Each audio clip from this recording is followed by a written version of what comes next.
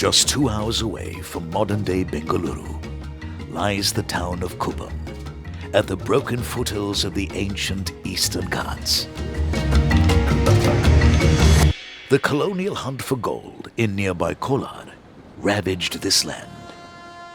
Giant forests were felled, toxic waste dumped into the soil, its flora and fauna destroyed. Only the hardiest survived.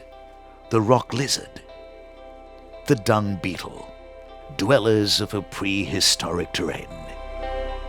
In 1999, 172 acres of this arid landscape were acquired by a former Wall Street banker and founder of the Agastya International Foundation, Ramji Raghavan. With his schoolmate and co-founder, Mahavir Kataria, Ramji set out to realize the dream of a school for creativity in the midst of a lush green campus. And honestly, I was very disappointed because not being an ecologist, I couldn't see the potential of the land. So the original vision included hands-on experiential learning at scale, serving the community, and creating an ecological preserve. What it actually meant to create an ecological preserve, I didn't have the expertise, and that's where other people came in and helped. The man who helped shape this vision, Dr. A.N. Yallappa Reddy, a former officer of the Indian Forest Service and a fierce environmentalist. Life starts with two elements. One is quality breathable air. Second is elixir of life. The pranavayu, jiva jala. Jiva jala and pranavayu alone can trigger the life.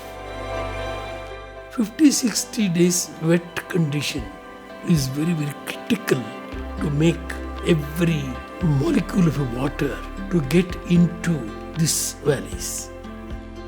That ideal wet conditions were to be created. So I dug a small trench, put the jungle stones, not cement, not steel, and formed the wing walls on either side and a spillway in the middle so that it should not wash off. The philosophy of gentle manipulation was simple. Protect the topsoil, allow water to seep in, and bring back native plant species. With this, the parched land would become a living classroom.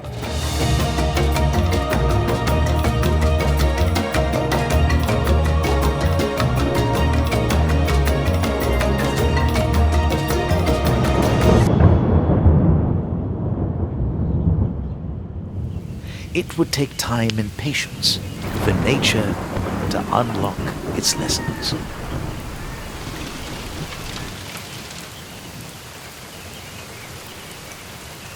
Even the short-lived rains of the Eastern Ghats recharged the earth. The hills of Agastya began to breathe in shades of green.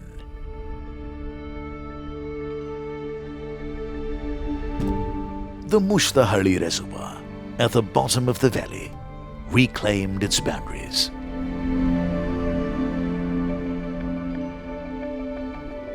When water is infiltrated, all these root systems started coming. When I looked at the profile, I have seen that the web of root systems. Exponential life, abundant life, and endemic diversity started coming up. When the water returned, the land began to sing.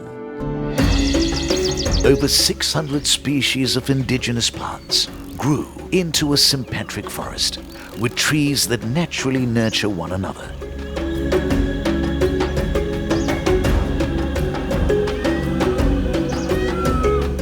More than 185 distinct bird species found sanctuary on the campus, some migrating from as far as Russia and Tajikistan.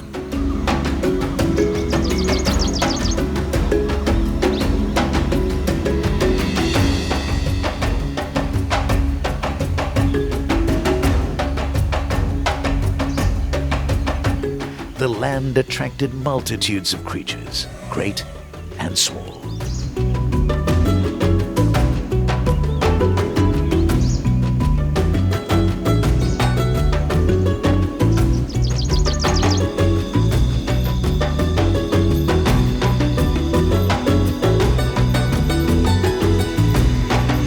Dr. R. Bhanumati, naturalist and ecology educator, has documented hundreds of moths and butterflies that breed here regularly, several rare or unique. They are a testimony to the life cycle that creates this biodiversity. A flower is depending on a bee, which is depending on the environmental elements. If you take butterfly or a moth, they need the flower. The flower means as a tree. And from the flower, the leaves, the caterpillars eat the leaves and they pupate it. And then the whole life cycle starts then.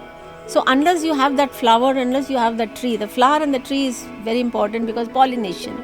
So every element, flower, tree, caterpillar, butterfly, so there's a sort of web of life going on, which I call it interdependent.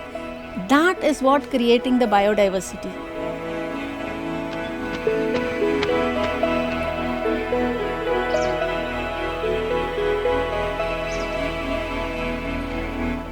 At Agastya, the syllabus is alive. Its lessons are experienced in open-air classes held in the midst of 22 vanas, or learning gardens, that sprawl across 3 distinct eco-zones, turning ecology into a living classroom.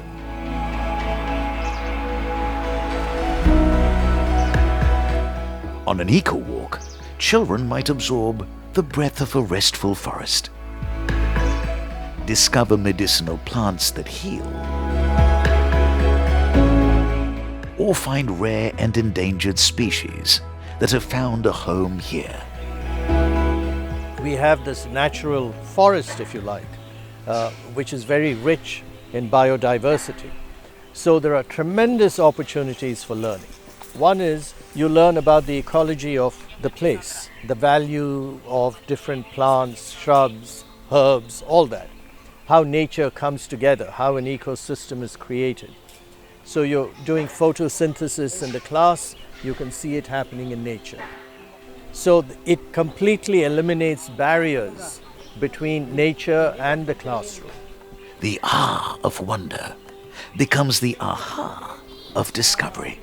And finally, the ha-ha of creative joy. And the flowering of the land enables the flowering of a young mind. For children who are natural explorers, the campus is living proof that we have the power to change our climate by changing our relationship with the earth. The Agastya campus is a carbon sink, absorbing more than it emits. 95% of our irrigation needs are met through conservation, and nearly all our power comes from the sun. Each building on campus is a biophilic structure designed to breathe with the land. The vision of the late architect Shahrukh Mistry and his team. These structures harvest the sun and the wind and invite nature indoors. Biophilic architecture is not actually like a mimicry of what exactly a living creature or something in the nature is. It's to take a few insects, be inspired by them, and try and adapt their features into your spaces. We wanted to get away from the regular pedagogy of classroom education. And the other aspect was, how do you connect to the language of this land and to the place? So we looked at biophilic approach of creating open multifunctional spaces that cater to science. It could be workshops, art. You design ecology programs and a multi-use space. So it kind of gave an opportunity of how it could adapt for various uses. In this spirit of nature-inspired architecture, Agastya's giant center for the performing arts, the Sangamarium, pays tribute to the strength and endurance of the dung beetle, while the Innovation Hub embodies the graceful likeness of the rock lizard.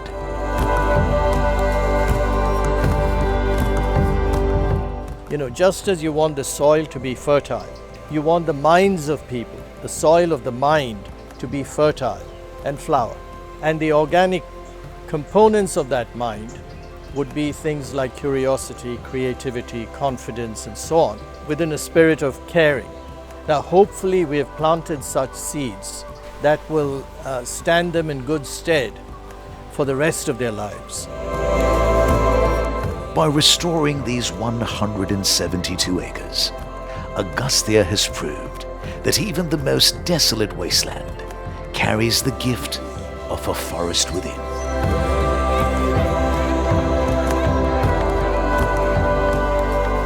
In healing and preserving the land, we heal and preserve ourselves, an effort that needs commitment and support well into the future.